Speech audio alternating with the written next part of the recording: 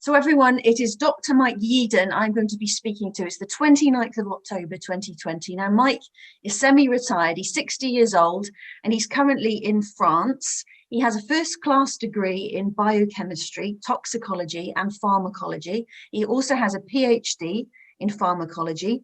He was at Pfizer for 17 years, left in 2011 as the Chief Scientific Officer and Vice President for allergy and respiratory research.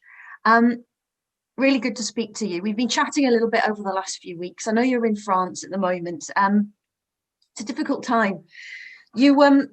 What I want to say to you first, to make this current, we're going to be talking about the media. We're going to be talking about where you've been able to share your concerns so far, your view is of the media, what your view is of the government, what your view is of somebody called Sir Patrick Vallance, who you used to work with, and also what you think about in terms of the British public and where we're going in terms of democracy and your concerns for the future and where we're at the moment with regard to lockdown, because you're obviously in France, where it's just been announced there's this lockdown situation. So first of all, I just want to ask you and challenge you here. I've just looked at the daily death count. So over the last few days, 151, 102, 367, 310. It is going up, and it does look like it's doubling right at the end of the curve. So is it right that these measures are taking place right now with all these lockdowns and potentially a national lockdown? It is my opinion that the pandemic, the coronavirus pandemic in the UK finished at the end of summer. I believe that because nearly a third of the people had prior immunity from because they've been exposed to related viruses. That's how the immune system works.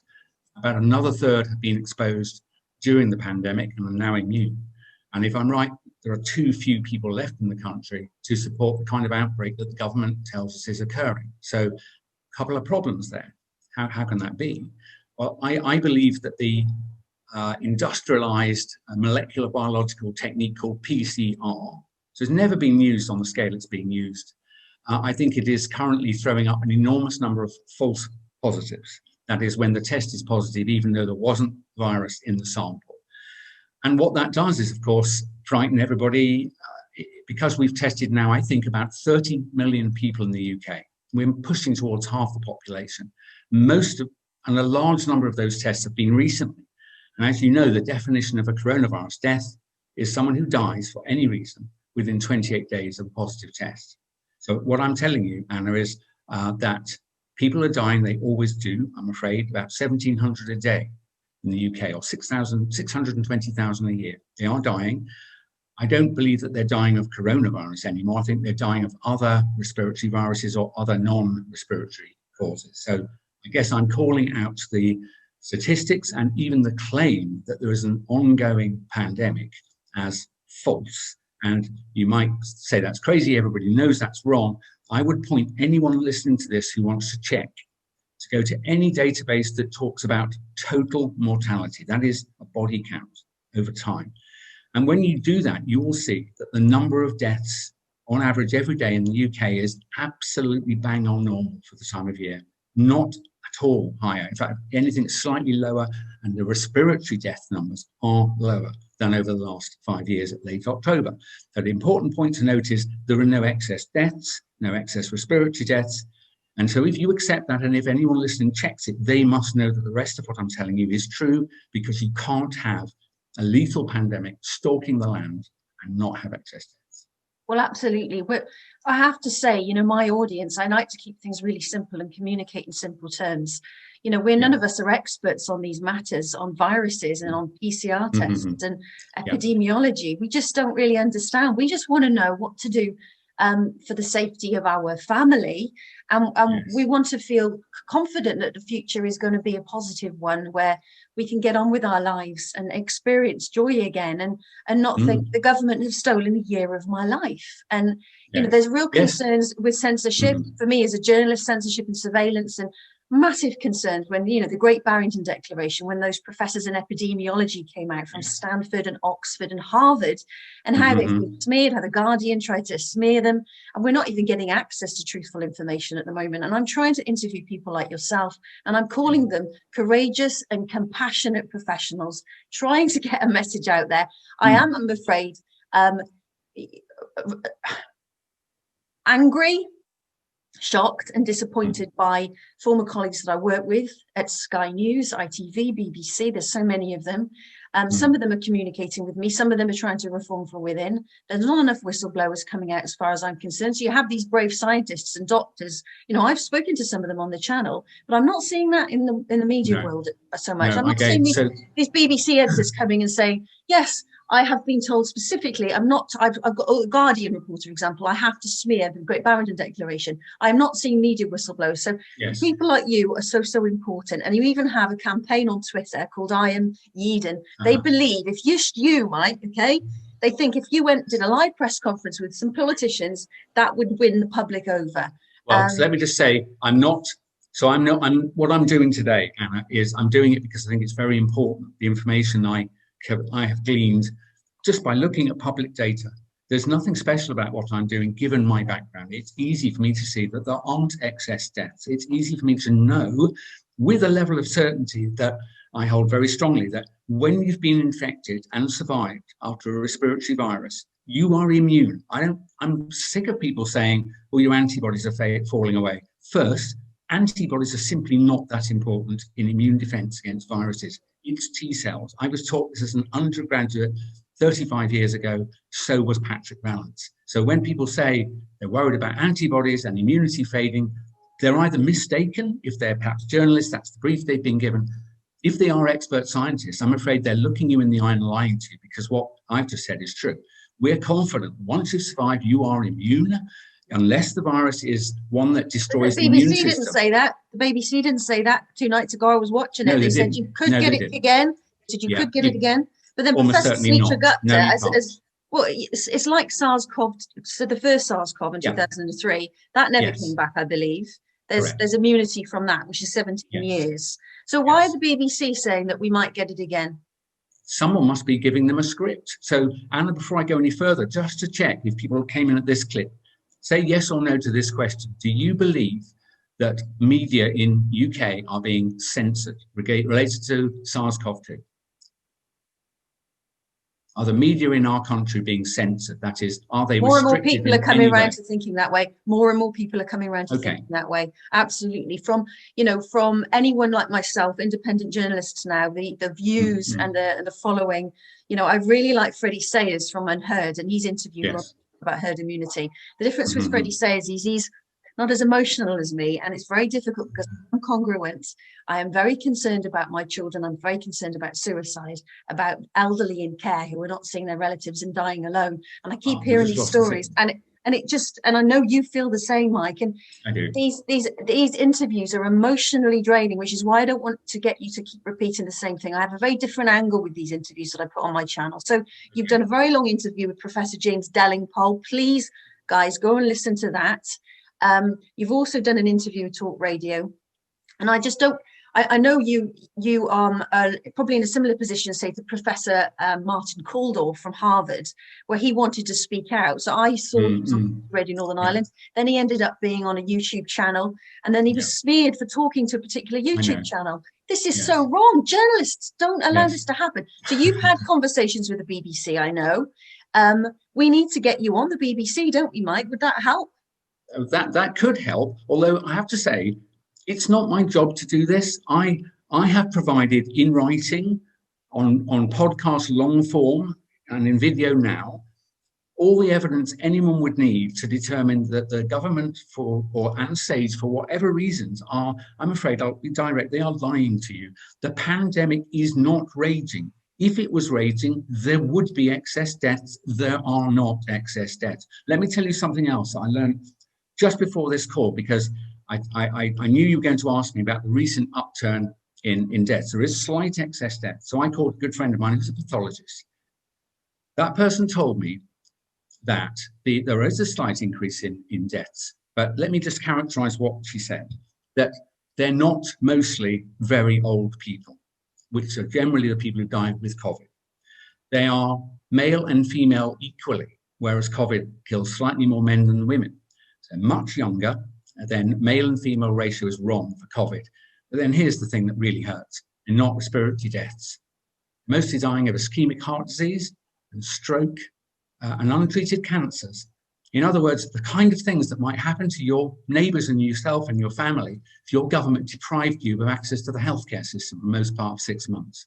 So that's my answer to the excess deaths that aren't coronavirus excess deaths. There are not. I think the pandemic is essentially finished and it might be complete. There are not generally an increase in deaths, and the ones that have been recorded in recent days are definitely not characteristic of the deaths of COVID. They may have that diagnosis. I think that's a false positive test. But just listen to the actual description of these poor people who recently died. They're between 45 and 65, men and women equally, not respiratory deaths, strokes, cancers, heart attacks. So these figures I just quoted then, they've gone up from sort of the 50 to 100 to 300 in the last few days. You're saying they've been falsely, they have died with, not of. No, let's be clear. I was talking just then about overall mortality. Roughly 1,700 people die a day. If we had a lethal pandemic sweeping through the land, you would expect several hundred a day extra. We're not seeing any of that. There is no increase at all. So, but the recently reported coronavirus deaths, as you say, going from 20, 50, 100, 300, I'm saying those people have genuinely died. No one is faking death certificates. All I am saying is that we've done so many tests on so many people, including on all hospital admissions get tested regularly. There's a false positive rate. If you're tested repeatedly, the odds become greater and greater that you will get a positive test. The longer you stay in hospital, the more likely you are to die. Obviously, you would be released if you were well and improving. So people who stay a long time, so-called long stay patients, are both more likely to die statistically and much more likely to be tested so often that they'll have a false positive test. That is what I think is happening. And it's a convenience for whoever is playing some macabre game, because I don't think it's an error anymore. But this industrial scale PCR test, 300,000 or so tests a day, they don't release even the basic information about it, like the false positive rate. It's unbelievable that public health people who do know better, I've spoken to some people in it, and they're embarrassed that they're not even being allowed to characterize and publish the information you would need to know to work out how useful the test is. That's not being done. It's full steam ahead. And that's what I think is happening there. They are real deaths, but they're not COVID. Absolutely. And I did an interview with a former BBC presenter, Sue Cook, who was on Crime Watch and Children in Need, very well respected. And she's at this stage, I've got to do a documentary. She wants to do a documentary on the testing. She thinks if we get that out there, people will start to see what you're describing. I'm kind of further on from that now. And I'm where you just said it's not an error anymore. No, I'm further on now. I'm starting to think something very, very, very sinister going on. And I've mentioned this before. I wanted to just mention to you, you work with Sir Patrick Vallance. Now, BBC did a Freedom of Information request and saw some emails right from back at the beginning of all of this in March. On March the 13th, COVID-19 began to sweep across the UK. Sir Patrick Vallance told BBC Radio 4 and Sky News that the country would need to build up some degree of herd immunity. Then 500 academics published a joint letter saying, you can't do this. You can allow all these unnecessary deaths. This is the wrong approach. You've got to go locked down. So, you work with Sir Patrick Vallance. You can be very critical of them, but were they put under so much pressure?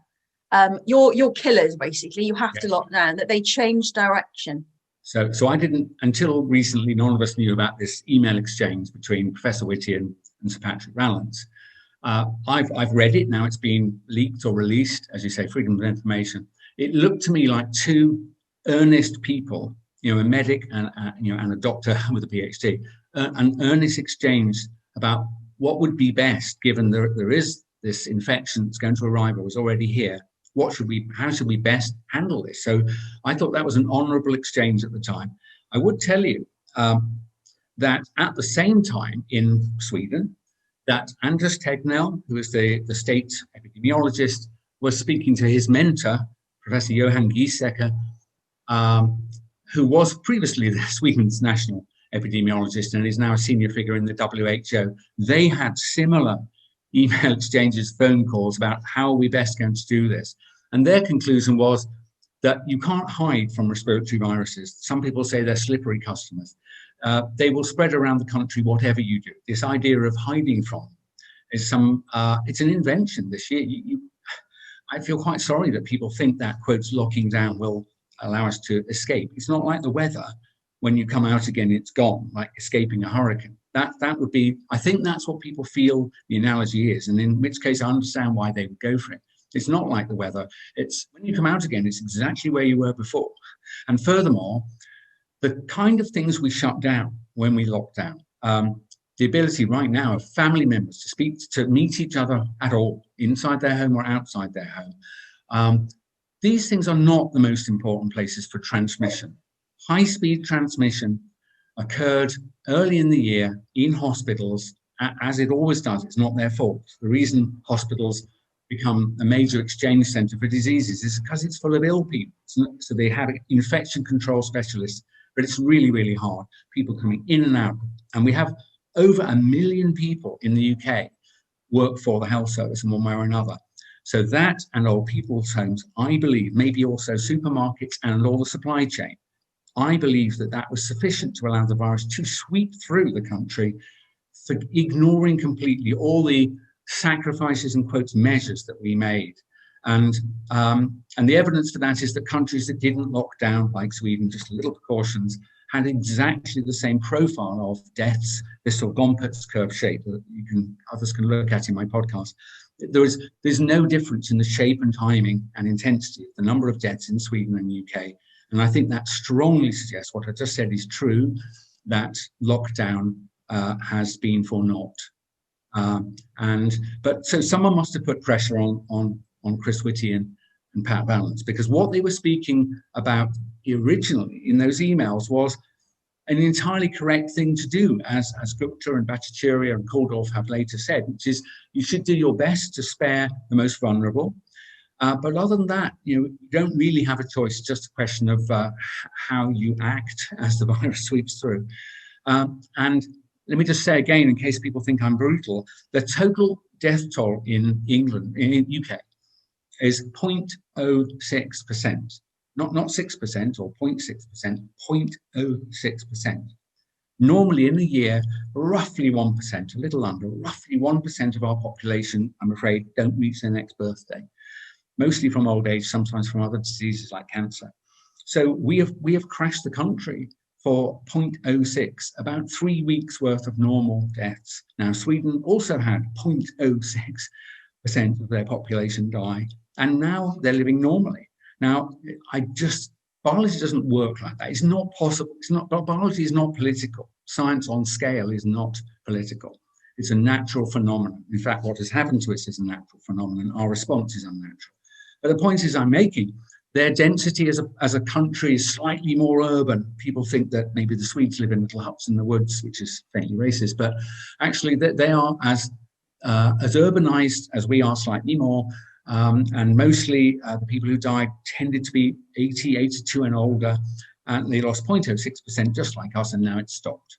So you could ask yourself, is that consistent with what's happening, claimed to be happening in my country, when this Eden guy points out that there have not been any excess deaths since the end of June, and there are not excess respiratory deaths now. So it's up to you. I mean, I don't even think you need to be a scientist at this point. Any lawyer, any skilled professional hearing these words would think, something smells a rat. Well, it does, yes. Why it's happening, I've no idea, not my job, but it's definitely happening, and it's false.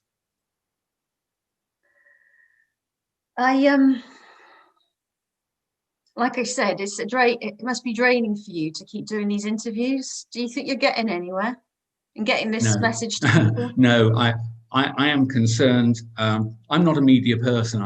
When I publish stuff, I went through the normal peer review process. I have 60 peer-reviewed original research journal articles under my belt. Not that was ever particularly what I wanted to do. I was in new drug discovery. I like understanding disease and why it happens, how you can fix it, what has gone wrong at a molecular level, and to try and relieve symptoms or the ongoing disease. And really, all I've done is applied that same skill set, the sort of, and a scientist knows for inconsistencies, basic things I know that clearly are not being, they're saying things that are happening that I just know are impossible, unless you change all the rules of immunology. And so I looked around me, I could see no one in the media saying these things, medical correspondents, science experts, and so on. And so I had no idea. My family used to say, well, we believe you, Dad, but why is no one else saying this? And then someone pinged me the Ofcom coronavirus broadcasting guidelines issued on the day of lockdown in March. And essentially it says that, because, idle speculation might be dangerous, people might not then do what the government says, we're going to ask you to comply with what the government says and their advisors, more or less. That's what it said. And it doesn't seem that unreasonable initially. It's just that the way I've heard it, because I've spoken to people in the media who won't interview me, that it's much stronger than that, that they're simply not, they're not permitted to put on air people with views like mine, even though I'm amply qualified to say this is an alternative view and I think you should look at it, that they will not interview me. And you know that's pretty much the way it is.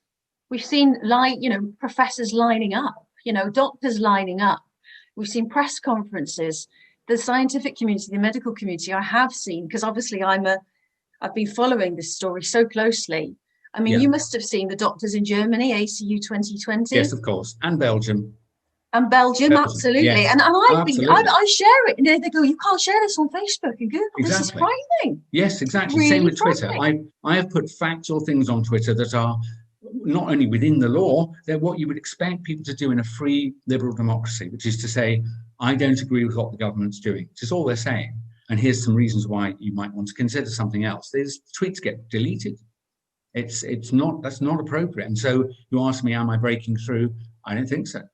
The government knows about me. That's rather flattering, but I'm not a threat to them, even though I do think I understand what is happening. I don't know why, but I do think I understand what is happening and how it's being done. But I'm not a threat to them because I'm not a publicly known figure. And even if I was, I don't have a platform. So what they will do, I think, is benign neglect. They'll just ignore me and say they don't need to answer any charges I make. You've not been, they can't smear you. See, this is what's really interesting. So I've had a senior dialysis nurse facing disciplinary action, for talking on my channel. But then I've had Dr. Reddy Hundekamp, has been on it. She's the resident London GP. Sorry, for BBC Radio London, she's the resident GP. I've had GP Ricochet on my channel, no problems. But this senior dialysis, and she's not allowed to speak. She's been threatened. They try and smear you. But if you have a reputation that can't be smeared, I don't. I had no problems whatsoever when I was at the BBC and ITV. Yes. I had a very successful company doing corporate training for big corporates all over the country. You have got a fantastic reputation. No issues in the past. So they can't smear you. What are they going to do? Just keep ignoring us? That's what they're doing. So, for example, I was copied in to an exchange between a concerned constituent, and Mr. Jeremy Hunt, who was the former health secretary. And it was a 3-paragraph reply where this woman had said, why you should be paying attention to Dr. Yeadon's assessment of what's going on. And he said, we're well aware of Dr. Yeadon. It's not a question of suppression, he says. It's simply that the scientific consensus does not agree with him. Really? So, and then he went on to say that it's not even clear that having been infected with COVID-19 leaves you immune. This is very uncertain. And given that, blah, blah, blah. I said, you're kidding. Now, let me just tell you straight. When you are infected by a respiratory virus, it might give you symptoms, might make you ill. And if you're very vulnerable and old, it could kill you like flu. But when you survive, and 99.94% of the country survived the pandemic sweeping through, I assure you, you are immune. It's like immunology first lesson, first term, first lesson. And we even know how that happens, and you can go back into people and determine that it's true. So if it wasn't true, how did the virus leave your body? I mean, did it just give up halfway? This is the point. Unless you win the battle, it's trying to multiply in your tissues. That's what it does, and you are trying to stop it. And if there's a severe battle, you can get ill. Sometimes you lose and die. But most of the time, that battle is won by your immune system. It's not the force of will. It doesn't give up. So you have to have beaten it. And the way you did it was with your immune system.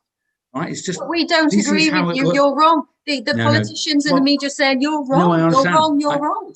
I know, I understand. But what I would say is open any immunology textbook about virus infection, but specifically respiratory virus infection, and you'll find a table and it'll say it'll be the steps leading through respiratory virus infection to immunity. That's the title of the table. It doesn't say the steps that might leave you immune if a politician says you are.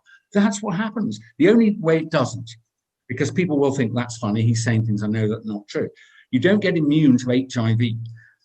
Well, HIV is not a respiratory virus, but the most important thing in relation to this conversation about it is it disarms your immune system, which is why you don't become immune. It's a toxin in that sense. SARS-CoV-2 and these viruses, they don't do that. They're fairly ordinary. The other way you might end up, as it were, still susceptible to something that sounds similar is like flu, where what they call basically it changes its clothes every year. So you don't recognize it as something you've seen before, and it genuinely makes you ill. You're not immune to it. But things that are stable, like lots of viruses, like the coronaviruses, there are at least 7 in common, well, at least 4 in common circulation, 3 others known. They're stable genetically, they don't mutate quickly. And so once you've had it, your body marks its card, and if it tries to approach you again, you might briefly get infected, you won't get symptoms, you are functionally immune. There's just no question. That's like. Well, let's remind the audience, you were the Chief Scientific Officer and Vice President for Pfizer Global R&D. And you said that's the equivalent of the Chief Scientific Officer for the government, and that company is, what is Pfizer? Yeah, it's a huge multinational research-based pharmaceutical company that sells everything from over-the-counter medicines to the most important breakthrough anti-cancer medicines. So I haven't worked there for 9 years, so I'm not speaking for them. I'm an independent now.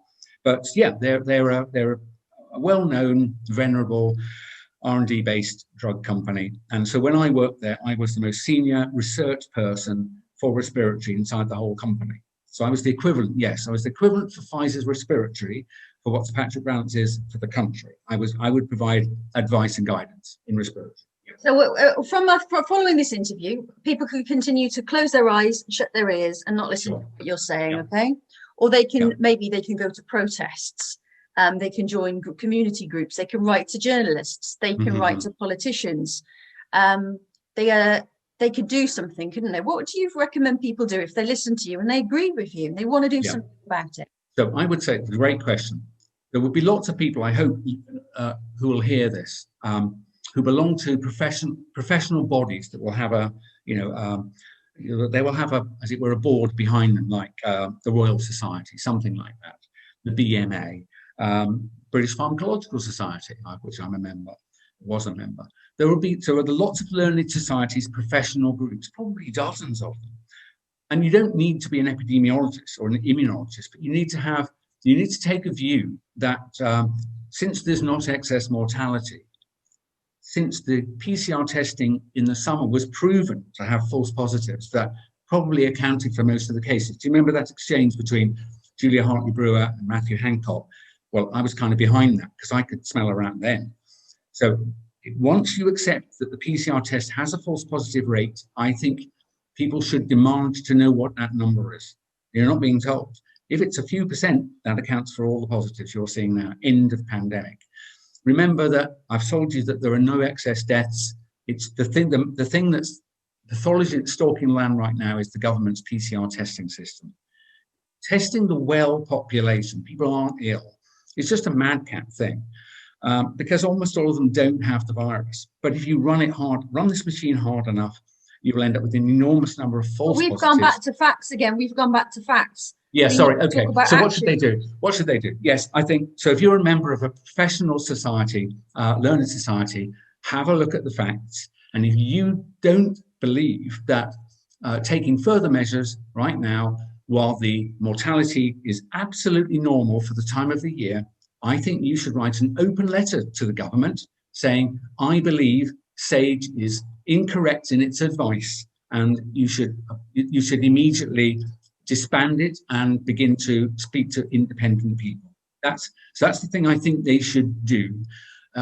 In practical terms, I do believe that if the PCR mass testing were to stop, within 3 weeks, the country would be normal. Okay, that's really important point. There is no disease, and if you stop testing, everything will be normal. Now, it wouldn't let the virus get out of control. You keep using it for hospital admissions, but just stop testing the masked well people. That's what you should do.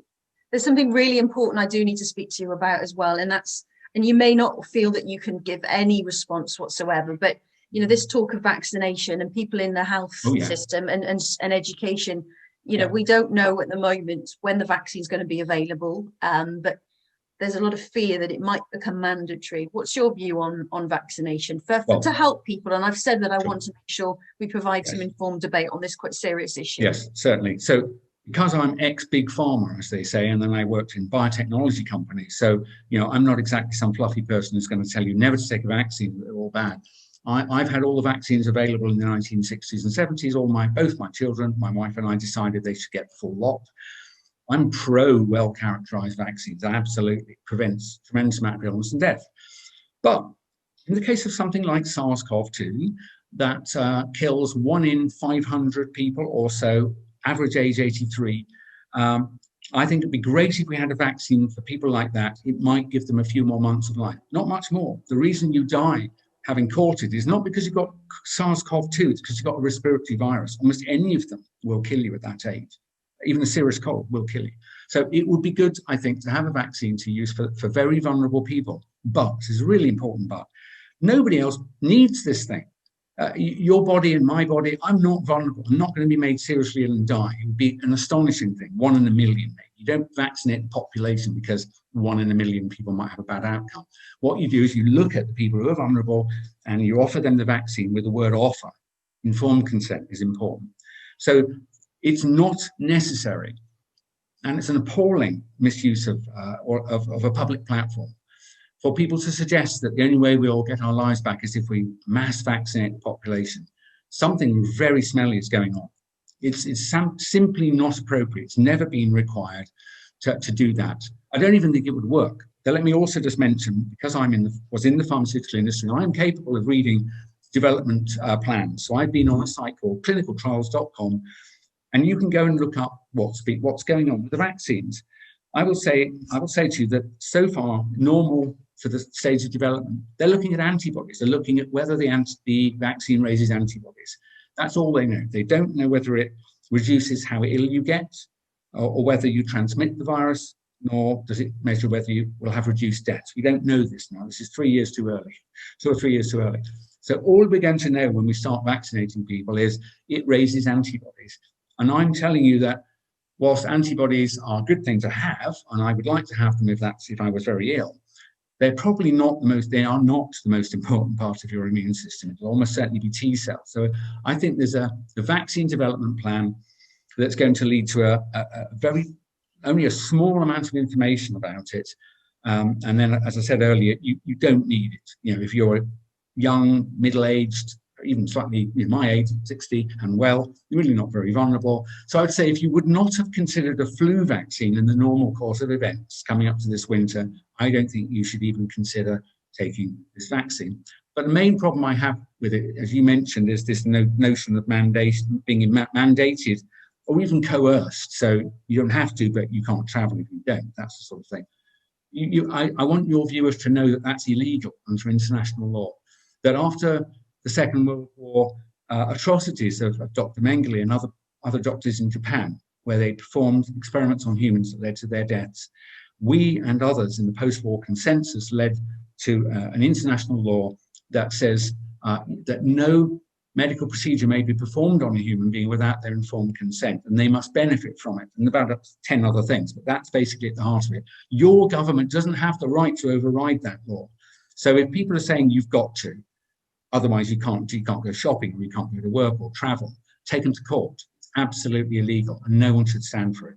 But to say again, I'm pro well-characterized vaccines. If you're elderly, frightened, and vulnerable, and it's available, I would say work with your doctor, consider it.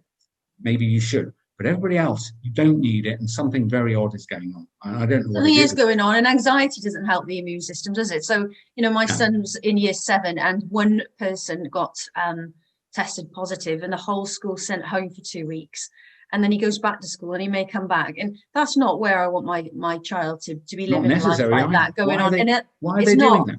Well, this is what worries me. So if they're doing that, what's the end game? And people keep saying, what's the end game? Which is why I'm worried that mandatory vaccination might come in. But we don't know, do we? We don't I've really no know. idea. So people often ask me, in fact, it almost seems to be a condition for accepting anything I have to say.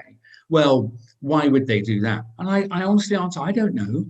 You know, I'm not a detective or a politician, but that shouldn't take away from whether I'm right or not. So back to the facts, there are not excess deaths right now. But that's not what the BBC tells you every night. I'm never going to trust them again, by the way. I listened to the BBC for 41 years, never coming back in my ears because they just lied in my face all year. So there are not excess deaths. There are not excess respiratory deaths right now. The slight uptick of a few hundred non-respiratory deaths that have been reported recently, I think, are the consequence of restricted access to the NHS.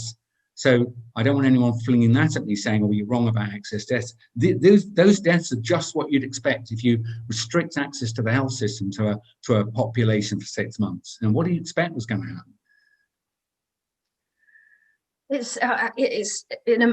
I can clearly sense, you know, and I know I give this vibe off as well because I care about people, and I know how the media works, so I know that you need communication strategies and lots of money to control money controls the narrative. So if you, Sure. you know, a suicide charity, or if you're a care home, you don't get that message out on the old media, I call it. And like you say, you've completely lost trust to the BBC.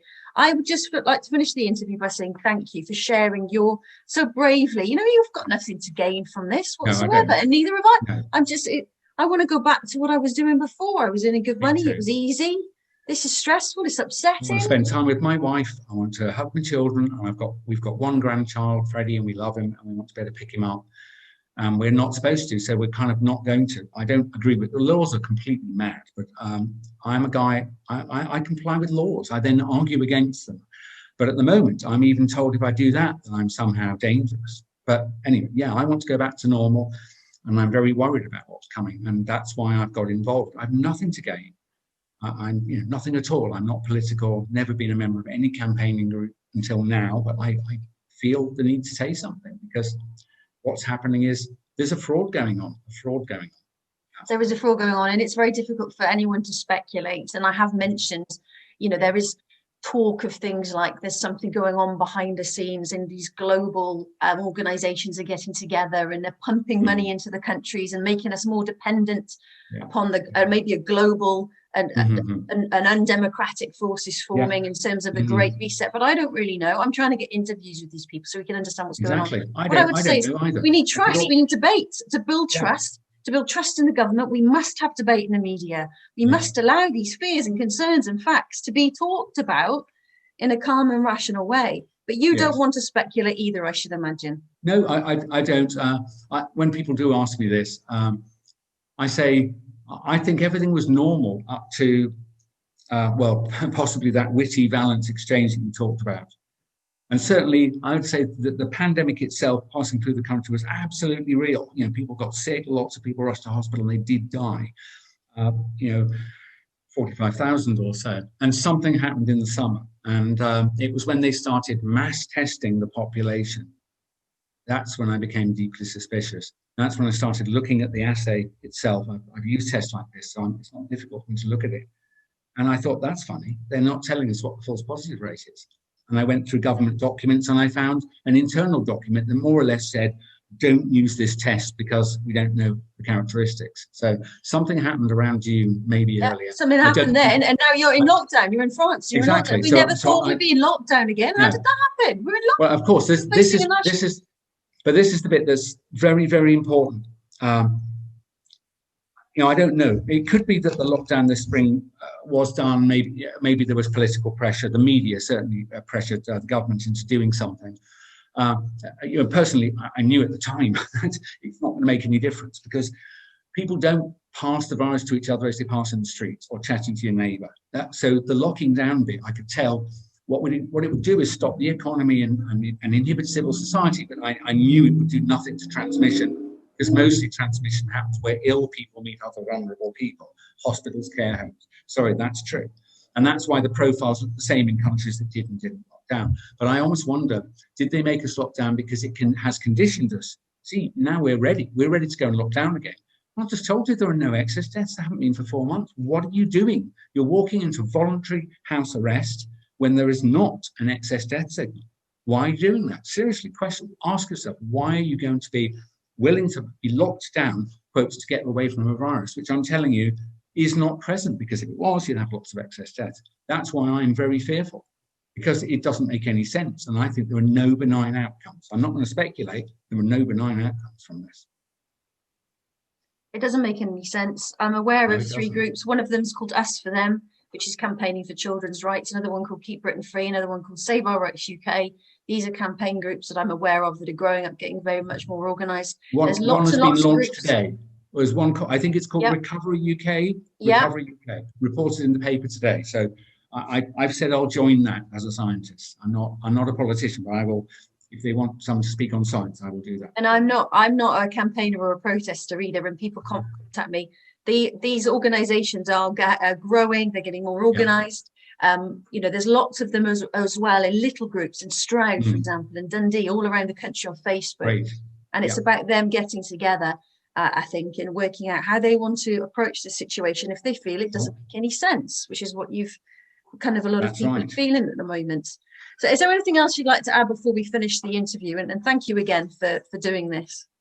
No, only just to repeat again, for those who come in right at the end, you can say what my qualifications were. So there are at present no excess deaths in the UK.